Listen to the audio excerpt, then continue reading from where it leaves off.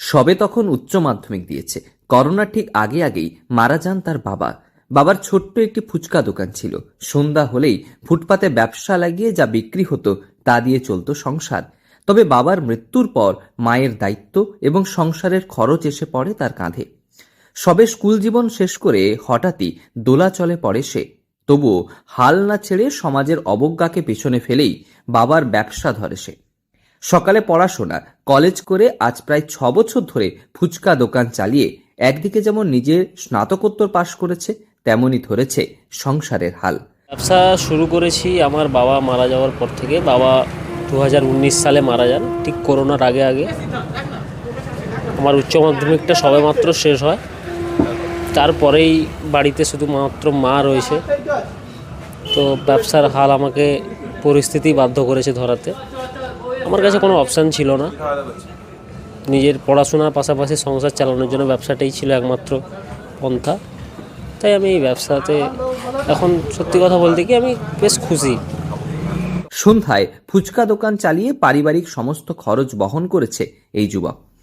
বাবার মৃত্যুর পর তার পরিশ্রম এবং তার অসম লড়াই চমকে দিয়েছে সকলকে। করোনা পরিস্থিতির ঠিক আগে সবে উচ্চ মাধ্যমিক পাশ করেছে পশ্চিম মেদিনীপুরের বেলদার যুবক মুকেশ সাউ।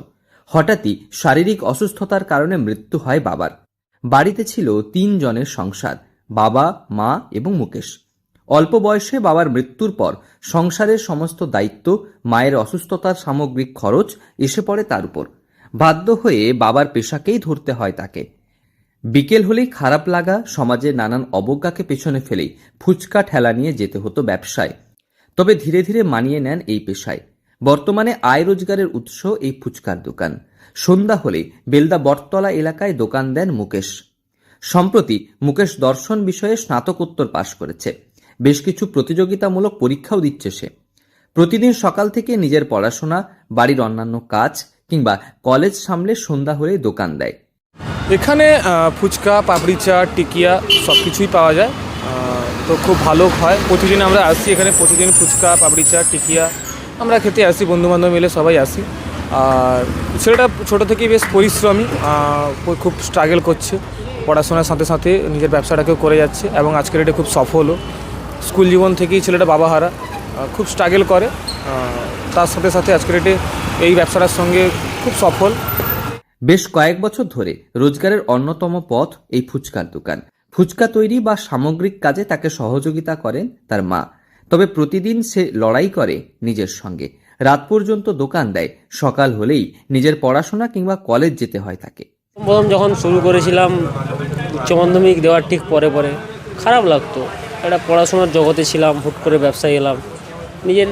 নিজেকে একটু হলেও নিজের খারাপ লাগতো নিজেকে, কিন্তু ধীরে ধীরে সময়ের সাথে সাথে নিজেকে মানিয়ে নিতে পেরেছি। এটা করা বলতে বাবার এই ব্যবসাটা রানিং ছিল, তো সেই মুহূর্তে বয়সও কম ছিল, সেভাবে ব্যবসা সম্পর্কে কিছু বুঝতামও না। তাই অন্য কোনো উপায় না পেয়ে, যেহেতু বাড়ির ব্যবসা ছিল, তাই এটাই আমার কাছ থেকে সবচেয়ে বেশি সহজলভ্য মনে হয়েছে। মাঝে থাকে সংসারে নানান কাজ। জীবনযুদ্ধে হাল ছাড়েনি সে। লড়াই করেছে বাস্তবতার সঙ্গে। বাবার মৃত্যুর পর লড়েছে নিজের সঙ্গেও। বর্তমান যুব প্রজন্মের কাছে এক অনুপ্রেরণার নাম মুকেশ। বাধা প্রতিবন্ধকতা থাকলেও সমাজে মাথা উঁচু করে বাঁচা যায় তা প্রমাণ করেছেন এই যুবক। তার সফলতা এবং সংসার চালাতে শিক্ষিত যুবকের এমন ভাবনা চিন্তাকে সাধুবাদ জানিয়েছেন সকলে। পশ্চিম মেদিনীপুর থেকে রঞ্জন চন্দের রিপোর্ট, লোকাল 18 বাংলা।